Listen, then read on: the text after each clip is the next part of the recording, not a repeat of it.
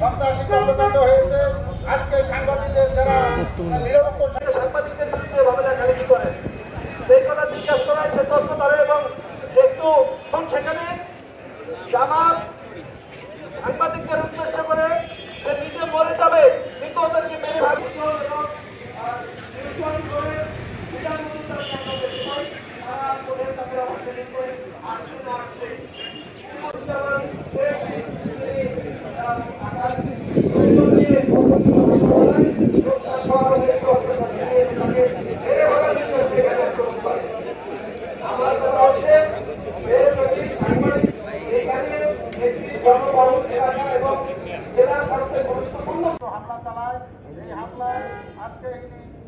যারা দাঁড়িয়েছেন আপনারা জানেন সবাই গণমাধ্যম কর্মী যাদের কাজ মানুষের সংবাদ পরিবেশন করা।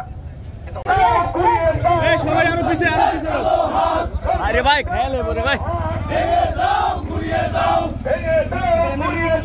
সন্ত্রাসীদের কালো হাত সন্ত্রাসীদের চামড়া তুলে নেব আমরা সন্ত্রাসীদের চামড়া সন্ত্রাসীদের বিচার চাই সন্ত্রাসীদের বিচার চাই বিচার চাই সন্ত্রাসীদের বিচার চাই বিচার চাই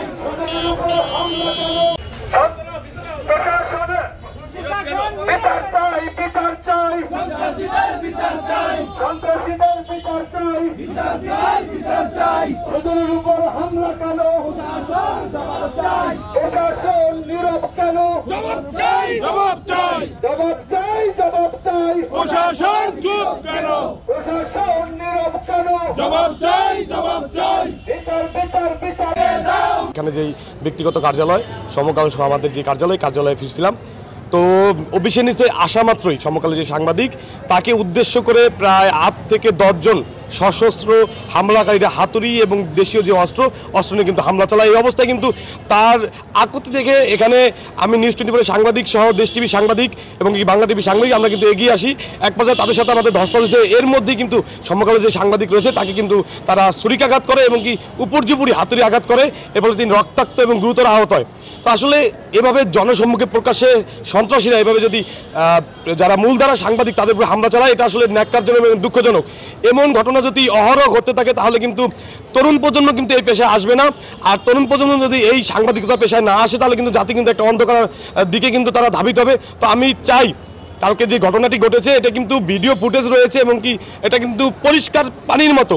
তো আমি প্রশাসনের কাছে একটাই দাবি জানাই যারা এই ঘটনা ঘটিয়েছে এই ফুটেজ দেখে তাদেরকে অনতই বিলম্বে তাদের কিন্তু আইনে আওতায় আনা হোক। আমাদের সমকালের শরীয়তপুর প্রতিনিধি সোহাগ খান সুজনের উপরে যেই সন্ত্রাসী হামলাটা হয়েছে এটা অত্যন্ত নিন্দনীয়, দুঃখজনক এবং অনাকাঙ্ক্ষিত। কোনো সাংবাদিকের উপরে এ ধরনের আক্রমণ, সন্ত্রাসী কার্যকলাপ আমরা চাই না।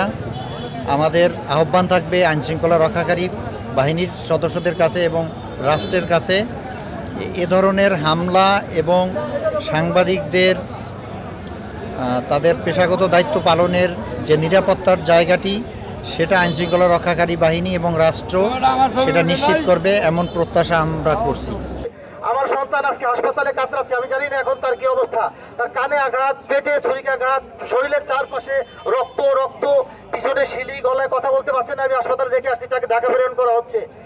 আজকে যদি আমার সন্তানের কিছু হয়, এই জন্য দায়ী থাকবে এই প্রশাসন, এই পুলিশ বিভাগ, এই ডিসি অফিস। কারণ ডিসি অফিসের সামনে তার সংবাদ সমকালের পত্রিকার নিচে যিনি আক্রান্ত হয়েছেন, এই দায়িত্ব ডিসি মহোদয়কে নিতে হবে। আর দ্রুত যদি আসামিদের গ্রেপ্তার না করেন, আমার এক ভাই বলছেন 24 ঘন্টার মধ্যে না, 12 ঘন্টার মধ্যে তাকে গ্রেপ্তার করতে হবে। আমরা মনে করি এটি খুব পরিকল্পিতভাবে করেছে, তাকে হত্যার উদ্দেশ্যে করেছে এটি আমাদের কাছে মনে হয়। কারণ চারপাশ থেকে যেভাবে আমরা হাতুড়ি এবং সুইচ গিয়ারের আঘাত দেখলাম এবং হাতুড়ি দিয়ে অনর্গতভাবে আঘাত করা হচ্ছে সেটিও দেখলাম, এবং এই জন্যই আমাদের কাছে এটি মনে হয়। আমরা প্রশাসনের কাছে জোর দাবি জানাই যেন তারা দ্রুততম সময়ের মধ্যে এই চিহ্নিত সন্ত্রাসীদেরকে, যাদের ফুটেজ রয়েছে, ভিডিও রয়েছে, ছবি রয়েছে, এই চিহ্নিত সন্ত্রাসীদেরকে দ্রুততম সময়ের মধ্যে গ্রেফতার করে আইনের আওতায় আনে। ধন্যবাদ। সাংবাদিকদের সাথে যে ঘটনাটি ঘটেছে, এই ঘটনাটি নিঃসন্দেহে দুঃখজনক। সাংবাদিকরা হচ্ছে সমাজের বিবেক, সমাজের দর্পণ। তারা সঠিক সংবাদ তুলে ধরবে, এটাই বাস্তবতা।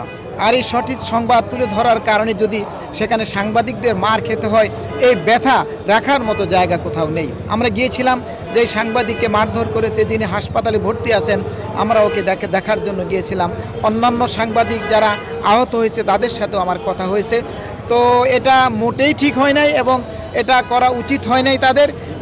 আমরা চাই এটা যে এই ধরনের পুনরাবৃত্তি যেন আর কখনোই না ঘটে। তো গতকালকের যে ঘটনাটা সেটা শুধু সাংবাদিকদের মধ্যেই বোধহয় সীমাবদ্ধ ছিল না, বহিরাগত বা অন্যান্য লোকজন যেই সন্ত্রাসী কায়দায় হাতুড়ি বাহিনী যেভাবে আক্রমণ করেছে, এটা আমি ব্যক্তিগতভাবে এবং আমাদের সাংবাদিক কমিউনিটির পক্ষ থেকে তীব্র নিন্দা জানাই।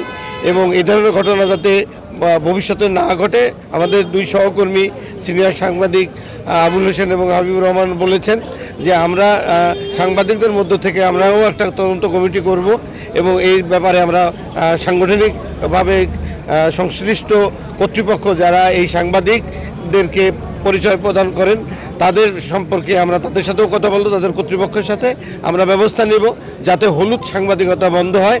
এবং আমরা চাই না যে স্বাধীন মত প্রকাশে কোনো প্রতিবন্ধকতা সৃষ্টি হোক, একই সাথে আমরা এটাও চাই না